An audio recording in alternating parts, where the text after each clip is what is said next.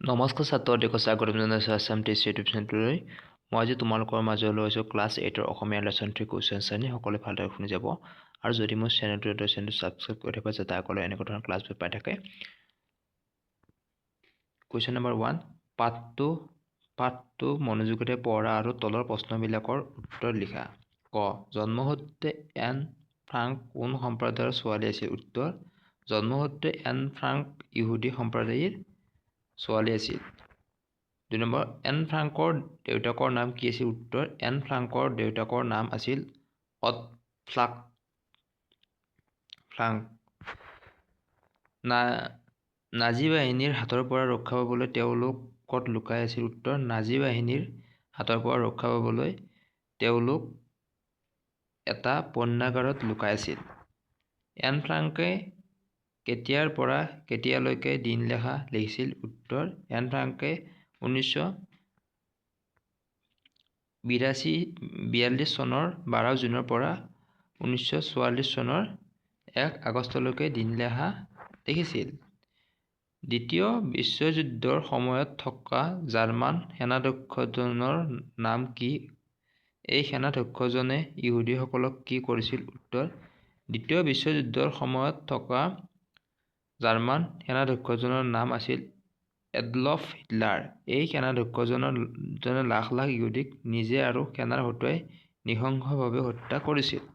ক number, N ফ্ৰাংকে কিয় দিনলেখা লিখিবলৈ ইচ্ছা কৰিছিল? উত্তৰ, এন ফ্ৰাংকে দিনলেখা লিখিবলৈ ইচ্ছা কৰিছিল কাৰণ তাইৰ বন্ধুবৰ্গ আছিল যদিও তাইৰ এজন প্ৰকৃত বন্ধুৰ অভাৱ আছিল। তাই বন্ধুবৰ্গ আত্মীয় স্বজনৰ লগত গতানুগতিক কথা বতৰাহে পাতিছিল, কিন্তু তাই অন্তৰ উজাৰি কথা বতৰা পাতিবৰ বাবে এজন বন্ধু নাছিল। সেয়েহে ডায়েৰীখনকে বন্ধু বুলি ভাবি তাইৰ অন্তৰৰ সকলো কথা হিয়া উজাৰি লিখিছিল। দিনলেখাসমূহ এন ফ্ৰাংকে কিয় সম্পাদনা কৰিছিল? উত্তৰ, দিনলেখাবোৰ এন ফ্ৰাংকে সম্পাদনা কৰিবলৈ ইচ্ছা কৰিছিল কাৰণ ভৱিষ্যতে কোনোবাই এজনী 13 বছৰীয়া ছোৱালীৰ মনৰ কথা জানিবলৈ ইচ্ছা কৰিবও পাৰে।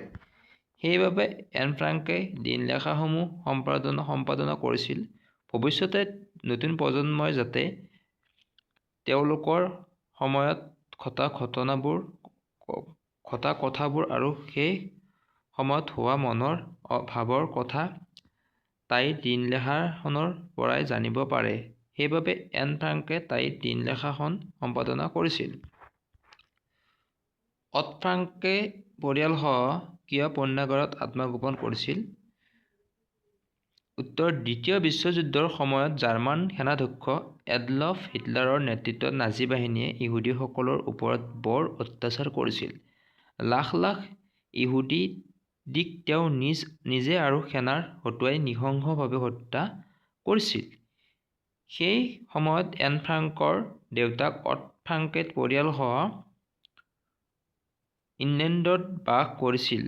তেখেতে নাজী বাহিনীৰ পৰা নিজৰ লগতে পৰিয়ালটোক ৰক্ষা কৰিবলৈ 2 বছৰ কাল এটা পণ্যাগাৰত আত্মগোপন কৰিছিল। গ নম্বৰ, মানুহতকৈ কাগজৰ ধৈৰ্য বেছি বুলি এন ফ্ৰাংকে উপলব্ধি কৰিছিল কিয় বুজাই লিখা। উত্তৰ, মানুহতকৈ কাগজৰ ধৈৰ্য বেছি বুলি এন ফ্ৰাংকে সেইদিনা বৰকৈ উপলব্ধি কৰিছিল যিদিনা তেওঁৰ কৰিবলৈ একো কাম নথকাৰ বাবে হতাশাত ভুগিছিল। তেতিয়া তাই দেখিছিল যে তাইৰ সন্মুখত টেবুল এখনত এদম কাগজ পৰি আছে।